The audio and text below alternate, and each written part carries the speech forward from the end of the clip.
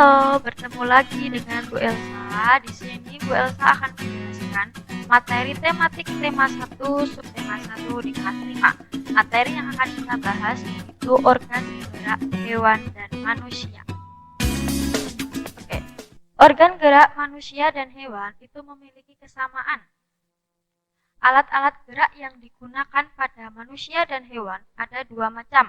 Yang pertama, alat gerak aktif berupa otot dan alat gerak pasif berupa tulang. Oke, ini biasa di sini memberikan sebuah rangka. Jadi, tulang-tulang yang tersusun itu disebut rangka. Oke, jadi tulang itu tidak bisa bergerak dengan sendirinya, sehingga dia disebut alat gerak pasif. Sedangkan otot, di sini biasa memberikan contoh ada otot dan otot tricep. Otot-otot ini dia disebut alat gerak aktif karena dia bisa bergerak dengan sendirinya. Lanjut, di sini juga Elsa akan membahas tentang pembagian jenis hewan. Jadi, jenis hewan bisa dibedakan vertebrata dan avertebrata.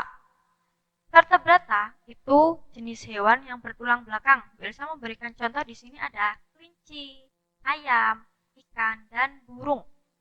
Untuk avertebrata, Bu Elsa memberikan contoh. Jadi avertebrata itu hewan yang tidak bertulang belakang ya.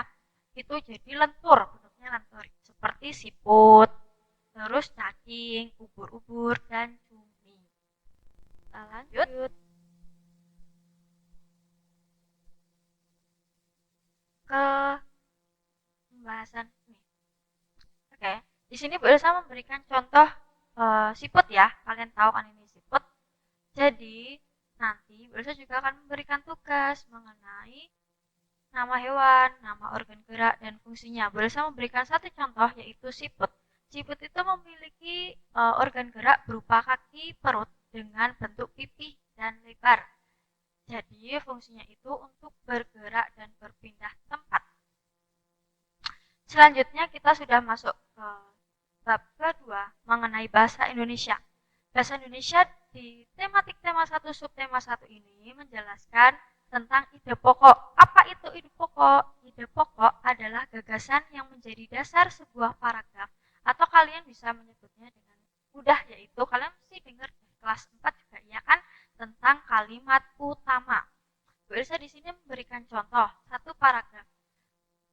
Salah satu ciri dari makhluk hidup adalah bergerak. Secara umum, gerak dapat diartikan berpindah tempat atau perubahan posisi sebagai atau seluruh bagian dari tubuh. Lalu, ide pokoknya apa? Nih, saya juga udah menuliskan. Ide pokok paragrafnya adalah salah satu ciri dari makhluk hidup adalah bergerak. Ini merupakan ide pokok dari sebuah paragraf ini. Sudah paham? Lanjut. Nah, kemudian Bu Elsa akan menjelaskan tentang PPKN. Kalian kelas 3 juga udah kan ya belajar tentang sila-sila Pancasila. Di kelas 4 juga sudah mengulang. Di kelas 5 kita bertemu lagi tentang nilai-nilai yang terkandung dalam sila-sila Pancasila. Ini lambang bintang. Sila keberapa? Ayo. Next. Oke, di sini Bu Elsa akan berusaha menjelaskan satu persatu. Jadi lambang sila Pancasila yang pertama itu tuh adalah ini bintang ya. Bunyi sila Pancasila yang pertama itu ketuhanan yang Maha Esa. Contoh dari bunyi sila itu, nih contoh dari sikap itu nilai-nilai yang terkandung adalah saling menghormati. Oh iya, di sini ada kekurangan. Mohon maaf ya. Maksudnya saling menghormati pemeluk agama lain. Bunyi rantai merupakan lambang sila kedua. Bunyi Pancasila kedua adalah kemanusiaan yang adil dan beradab. Contohnya adalah saling menghargai pendapat orang lain. Kita harus saling menghargai. Itu ada di contoh nilai yang terkandung di sila Pancasila kedua. Kemudian yang ketiga dilambangkan dengan pohon beringin. yang berbunyi Persatuan Indonesia. Nilai yang terkandung pada sila ketiga yaitu bisa kasih satu contoh tentang cinta pada tanah air Indonesia. Kemudian yang keempat dilambangkan dengan kepala banteng. Bunyinya itu cukup panjang, tapi kalian juga pasti hafal dong. Kerakyatan yang dipimpin oleh hikmat kebijaksanaan dalam permusyawaratan perwakilan. Dan nilai yang terkandung di dalam sila Pancasila keempat itu tidak memaksakan, kelihatan nggak nih? Maksudnya tidak memaksakan kehendak pada orang lain, dalam artian kita tidak boleh memaksakan keinginan kita gitu. Ini udah ngaruh nih, saling sinkron dengan sila Pancasila kedua, menghargai pendapat. Kemudian yang kelima, yang terakhir, Pancasila ini dilambangkan dengan padi dan kapas. Bunyinya keadilan sosial bagi seluruh rakyat Indonesia. Contoh nilai yang terkandung di dalam sila Pancasila adalah hak dan kewajiban harus dihormati. Jadi kita harus saling menghormati antara hak dan kewajiban. Itu. Next, saya akan menjelaskan juga tentang IPS. Di sini IPS itu akan mempelajari tentang kondisi geografis. Di sini Belsa memberikan contoh mengenai kondisi geografis Pulau Jawa berdasarkan peta.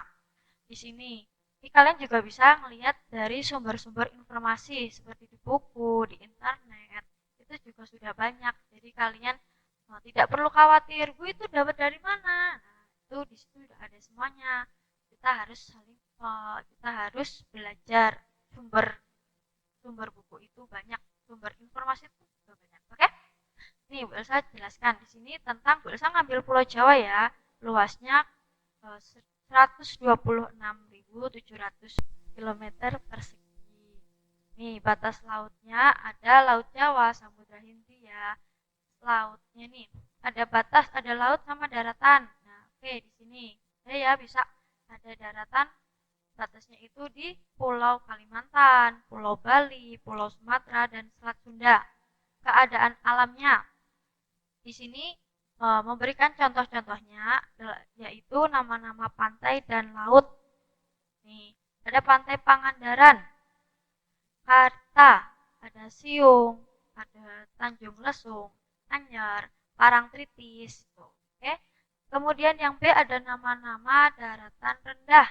Ada di Surakarta, ada di Semarang, dan ada di Madiun. Kemudian yang C, nama-nama gunung. Ini kalian juga udah bisa ya, Gunung Salak, ada Tangkuban Perahu, dan lain-lain.